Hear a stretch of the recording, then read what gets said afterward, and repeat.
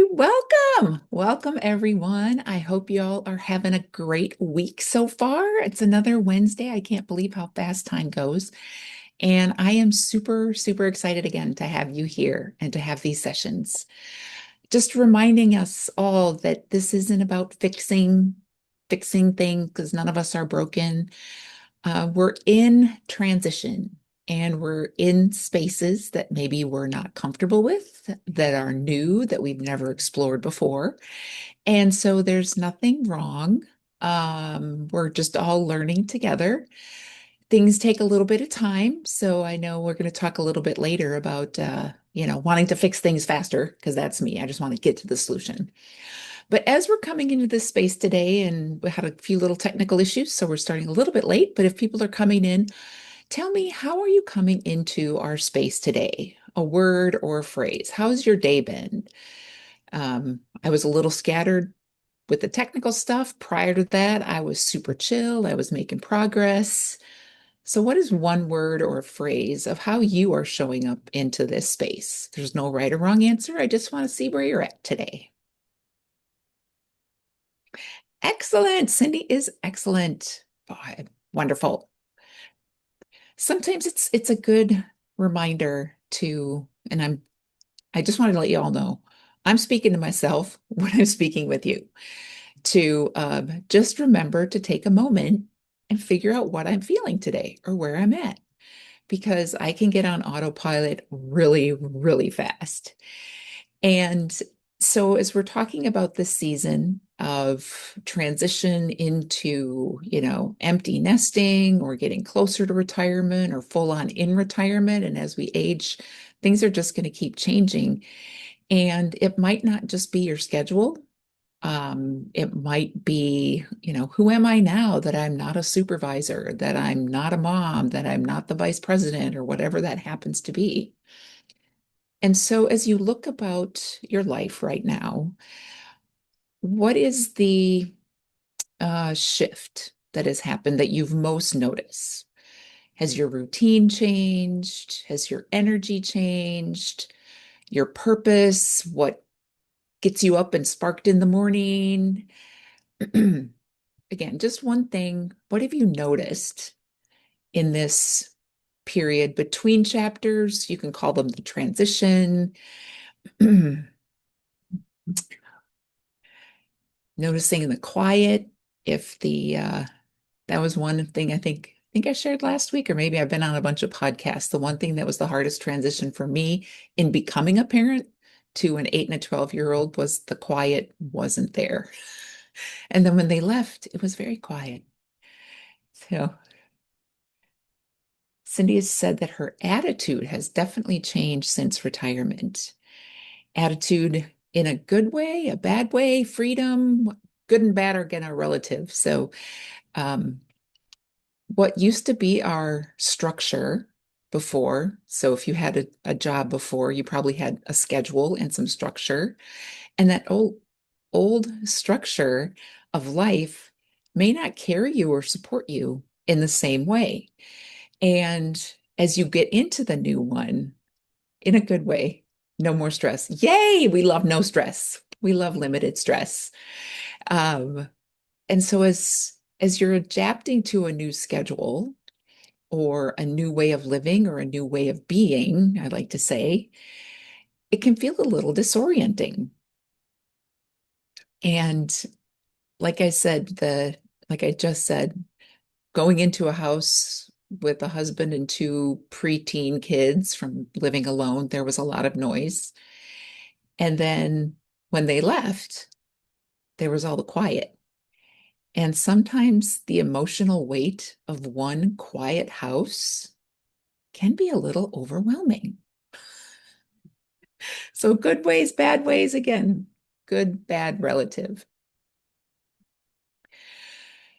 So, I want to say a few things out loud today that often people feel in this time of their life and don't always say out loud. And today's theme is that pause and that connection for where we are. And so these are some things that my clients have said. These are things I found myself to say, that sometimes after the kids have been home or they came home for the holidays or down to visit, and then the house is empty, I feel kind of sad. It was all exciting and then feeling sad. Or shifting from a corporate job into entrepreneurship, my purpose changed. And some of the things that I used to do to feel useful, I didn't have anymore. So maybe there's that sense of loss of purpose or usefulness. Sometimes it's feeling guilty for not having everything together because I've noticed that living on the outside, like my life maybe looked really awesome, but it didn't feel that way on the inside. And so I felt a little uncertain of what was coming up next.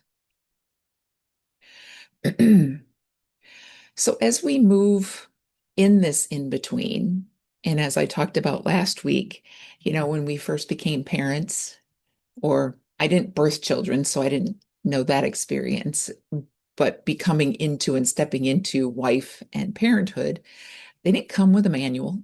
I mean, yes, there are books, but each little human that you bring into your life is a different person. And so we didn't know what to fully expect. And I want us to keep that frame of reference as we're moving into this next chapter of our lives, wherever that may be. It's the new chapter. And just to kind of help me gauge what we're talking about in this group, does the word feeling stuck fit better, or does the word in between fit better? Where do you feel? So I start using terminology that resonates with you. You can just type it in the chat. Let me know if you're watching this later. I do read the comments as well. Where are you? What are you feeling right now? Are you just in this transition in between, or do you feel stuck? Or it could be both, depending on the day.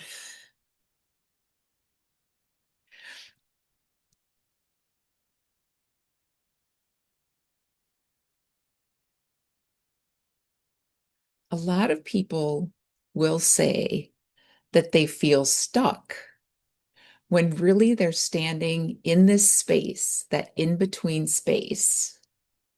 Cindy says, I used to feel stuck when working, and now I feel in between. Excellent. Yes.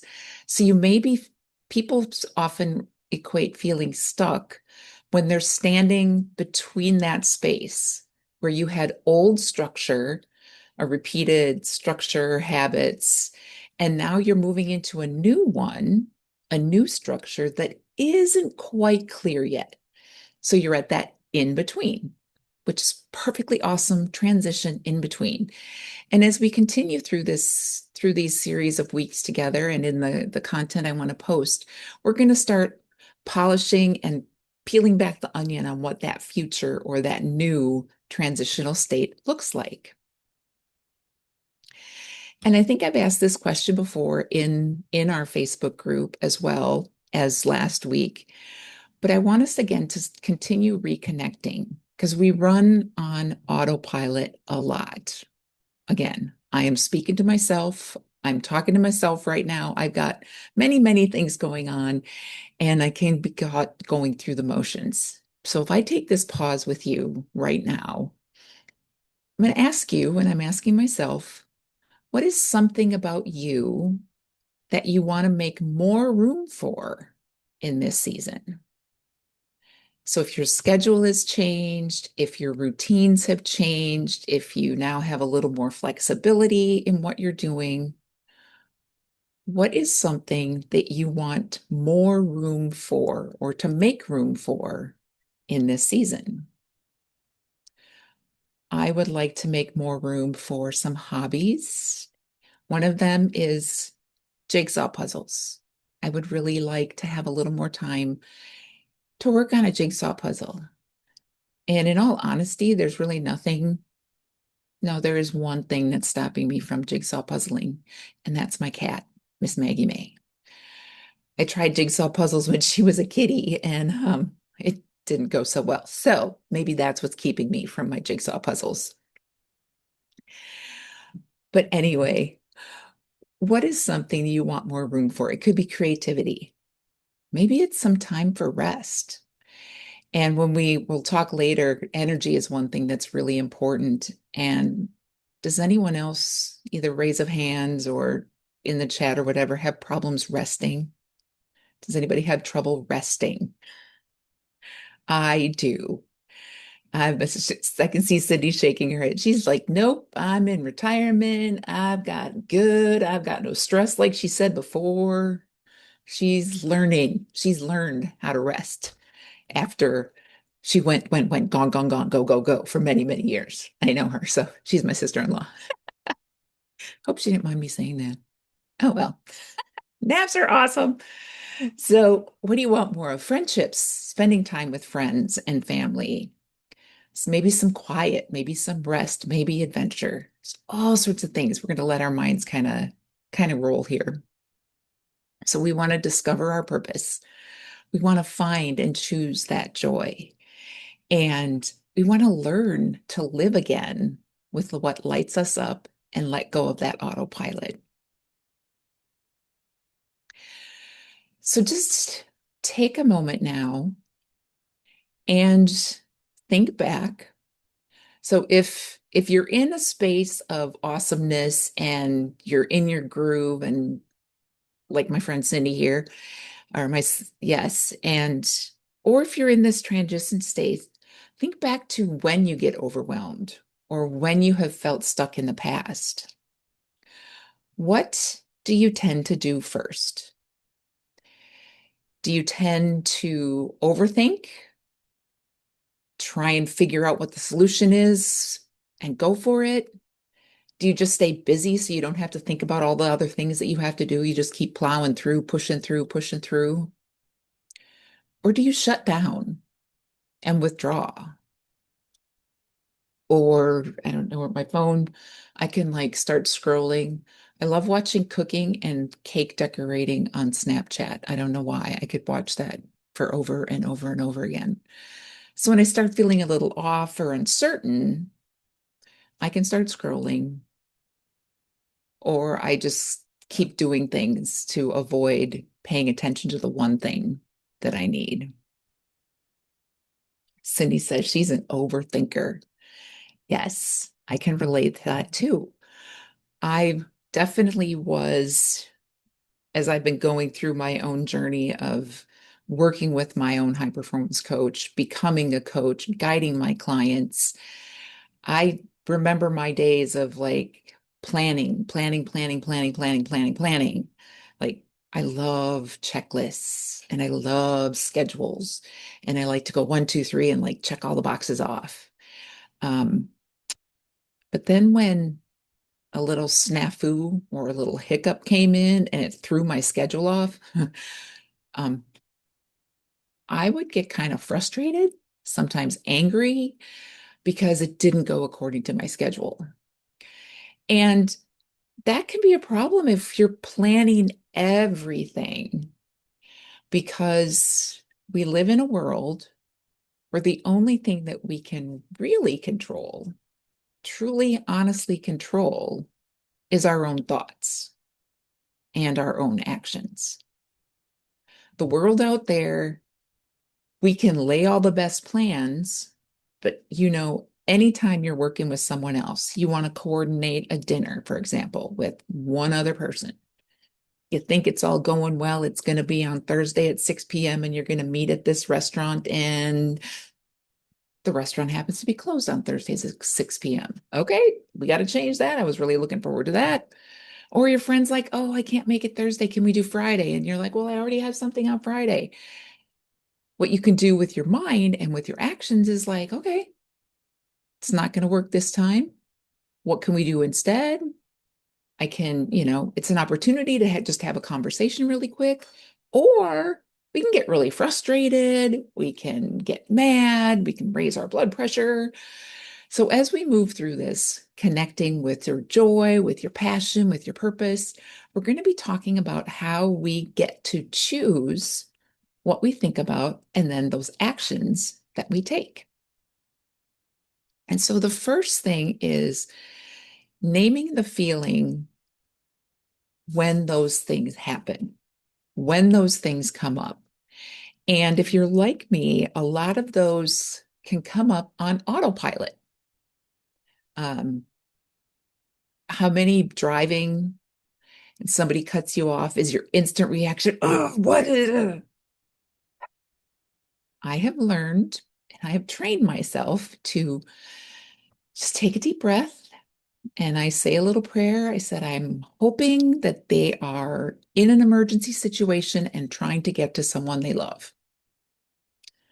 It could be wrong. They could just be a jerk. I don't know.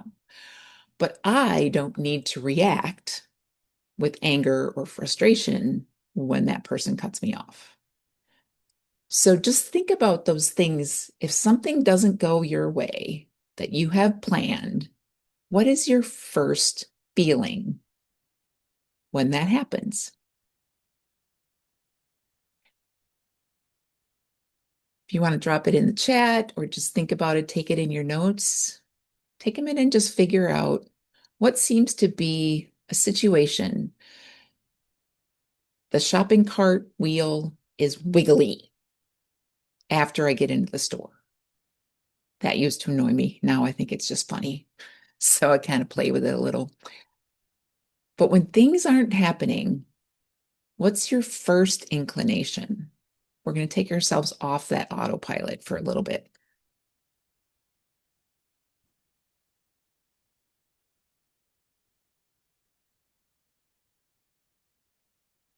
Changing your perspective makes a huge difference to your attitude. Yes, 100%. I agree with that. Thank you for sharing. The perspective, again, it's what's in our control. And the attitude that you bring to the situation, caring, compassion, empathy, understanding, walk in someone else's shoes, take a moment to think about what they might be going through, because we do never know. Maybe the person that cut me off woke up late and is on their way to work. Maybe they got a phone call and their loved one is in the hospital from an injury or complications of something. I don't know what that situation is. And we don't know. And so taking that moment to change your perspective, and you don't know also the ripple effect of your attitude. So if with the car, for example, you maybe slow down and it will slow other people down behind you. They could get mad, whatever. Or what I like to think is I'm giving them an opportunity to pause. My husband laughs at that one because he goes, they're not taking the opportunity to pause. They're getting frustrated because you slowed down. And I said that very well could be true, but that's okay. With my wiggly wheel cart, I could go back and try and get a new cart. Totally cool. But sometimes I just play with it. And maybe I will drive my cart a little wiggly down the aisle. And I'll be laughing to myself. And someone sees me and maybe they smile. Maybe they were having a bad day. Maybe they had just worked long hours and they're shopping and they just want to get home. And if I made them smile for a little bit, maybe they went home with a smile on their face and greeted their spouse or their children with a smile.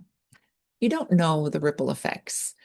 So when we can take control of what's in our minds and our attitudes and our perspectives, we can have these ripple effects of happiness and peace and ease that really is the goal of what I'm doing as a coach. Just changing the heart and the mind of one person at a time to create that ripple effect. So, as we go into this process, and if we're freeing up some time, what what feels most different? We talked about it before, is it your schedule? Do you have more time? I know a lot of people who have gone into retirement, um, who are busier and gone more than when they had a job. or when they were parenting their children. They still could be working. They're not at retirement age, but when they weren't running to baseball, soccer, band, music, choir, drama, they're like doing all sorts of other things because they're filling their time with the things that make them happy. One of the things I love from moving down here in Louisiana is the ability to go outside pretty much every day. A couple of days we get, a lot of rain in a row. But I have a beautiful back porch. I have purchased rocking chairs. And some mornings just to go sit outside and drink a cup of coffee. When in the back of my head, I'm like, I've got this meeting. I've got to get these emails done. I've got to do the, and I'm like, 10 minutes. I'm just going to sit outside on my porch for 10 minutes with my cup of coffee. I listen to the birds. I listen to the wind chimes. It's kind of funny. I was just sitting outside earlier today, just sitting in that space, nice and quiet. And then a big gust of wind came and it was like clanging my wind chimes. Wasn't that peaceful wind chime sound? It was a clang, clang, clang. So kind of brought me out of that little bliss space I was in. Still okay. It was all good.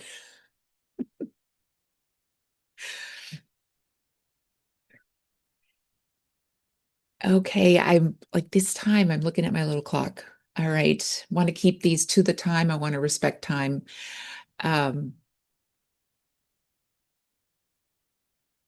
I want us to remember and acknowledge that what we feel in these times, these transition times, this chapter changing events of our life, whatever we're going through, your feelings are valid.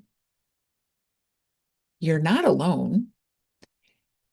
And everybody's going to experience it a little differently. So as you come into this group, and bring your experiences and share them. I encourage you to share them because everybody has different life experiences and we can learn from those. What worked for someone might work for you or give you an idea of sparking something that I'm like, oh, I hadn't thought about doing that.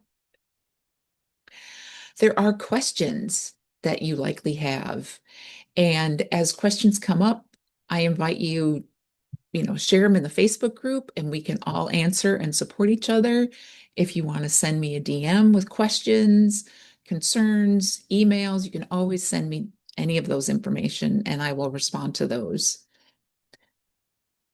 Realize and be gentle with yourself that our hearts and our souls, the body, the mind, was designed for meaningful pursuits. And I think I mentioned that last week, meaningful pursuits. That means going after something with intention. And I'm not saying we got to keep go, go, go, push, push, push, hard, hard, hard. Just tap into those things that you can connect to that bring your life meaning and meaning to you. Nobody else has to understand it. Nobody else has to give you permission to feel the joy, to live the joy, to do the fun thing. That's all within you. And so as we came into today, I was asking you what was the one word you were feeling? And I said I was calm before, and then I was a little frazzled because of technical. Cindy said that she was excellent. As we wrap up this session today, what is the one word that you're going to take away with you? Are you feeling differently? If so, how? Is there a word, maybe relief? It's like, whew, I don't have to have this all figured out. Or I have permission to pause. Maybe there's a little bit of hope. It's like, okay, I'm not the only one thinking this way.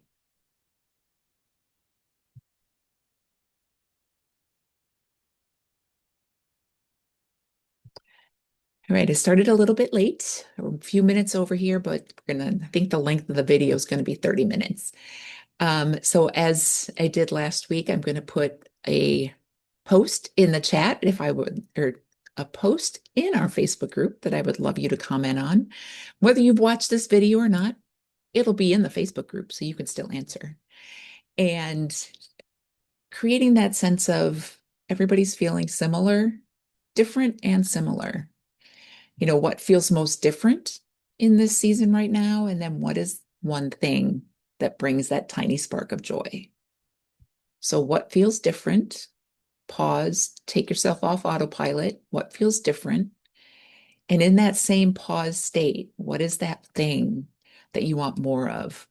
Coffee mornings outside, jigsaw puzzles without a kitty. I don't know what it's going to be.